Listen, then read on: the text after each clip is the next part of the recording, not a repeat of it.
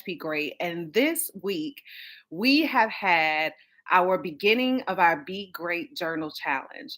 And this week, the focus was on Marcus Garvey's quote, really about knowing your history and knowing the knowledge and the power that you have inside. And each of the historians that were featured in our challenge really showed that they grew from their past and they changed it into something that was more malleable for the present.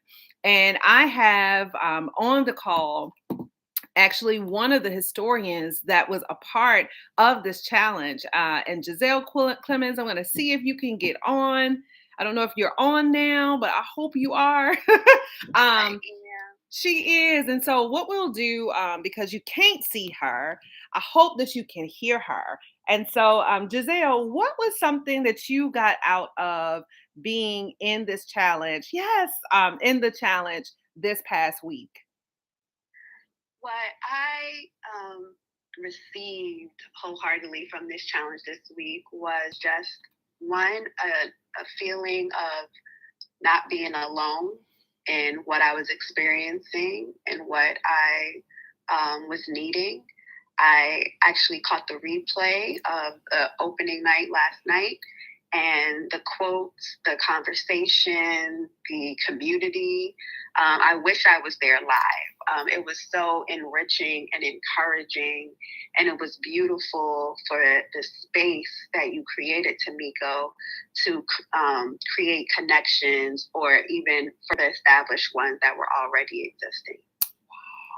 Thank you, Giselle. So, what she shared was that there was connections that were made. She felt like she could have been at the live last night, but got an opportunity to watch the replay on the Facebook page.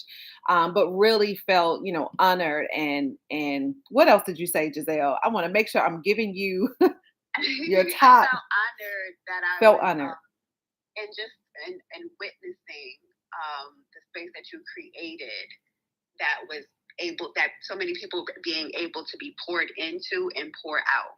Yes. So honored, felt like there was a lot of space for people to, I think like this is what I felt too last night, like really be themselves and be Yes. in a safe space so that they can expand upon what it is they've learned, what it is they know, what it is they need within the space too. And so I really I'm grateful for the story that you shared, Giselle. And Giselle, do you want to share to the people who may be watching this replay later, like a recap of why your quote really talked about being truly able to take care of yourself? So, what did that mean?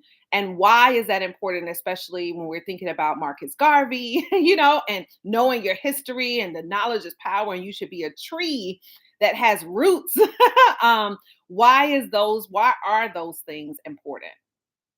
It was important specifically for the quote that I made on the day that I stated that quote, is because I was looking at my past history.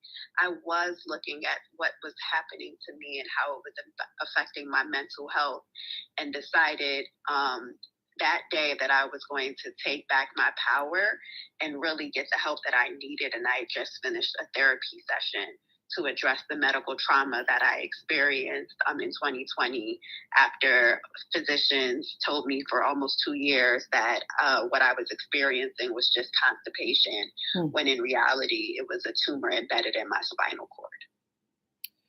So, one thing I know Giselle said, and I hope everyone can hear her, is that she had to take back her power. And also, when doctors said one thing and she knew something was completely different, she didn't stand at what the doctor said. She continued to move and continued to push. And because of her advocacy, things actually began to change in her favor, even though the favor didn't look like how I think Giselle wanted it to. No, I did not want to have a spinal cord injury. She did not want to have a spinal cord injury. Yes, she did not want to have that. But I know in her standing up, there are going to be so many people who start to stand up too.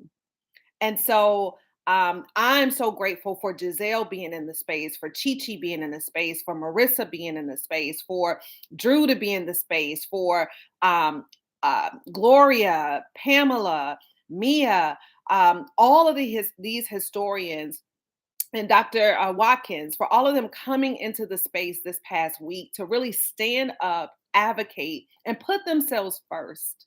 And so, really, that was what week one was about people really putting themselves first. And Giselle did that and is continuing to do that, not only for herself, but also for other individuals who may have experienced ignoring, may have experienced a disability or some sort of setback, and she is proof that doing something about it versus nothing will actually lead a great reward.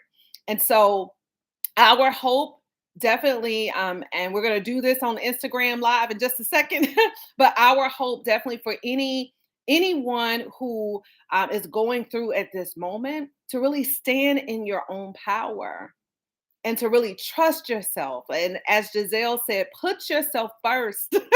Like truly, truly trust yourself and put yourself first, because this world needs you fully. And I hope that those of you who are able to come in to week two challenge on February 9th, come in with the mindset that we are going to get some stuff done and that you're going to learn and you're going to grow and you're going to share your stories and even write your own story, just like Giselle has rewritten hers. And so, with that, I would definitely say let go and be great, everyone. Have a great rest of your week. And we look forward to seeing you next Thursday, February 9th, in the Facebook Live or the Zoom. The information is below about how you can join in to this Black History Journal Challenge using the 29-day guided journal. And I look forward to seeing you. Giselle, you want to say anything else on here? I just want to say, please continue to tune in, like she said, and get these gems. Better come get some of this, and don't miss it. Please take advantage of it. It really is encouraging and life changing. Oh, thank you so much, Giselle. I wish people could see your face, but they're going to see it in the Instagram live because we got to do this. So thank you so much, Giselle. Thank you, everyone who is tuned in and who will watch the replay. We hope that you join in and have a great week and great Black History Month on purpose. See you later.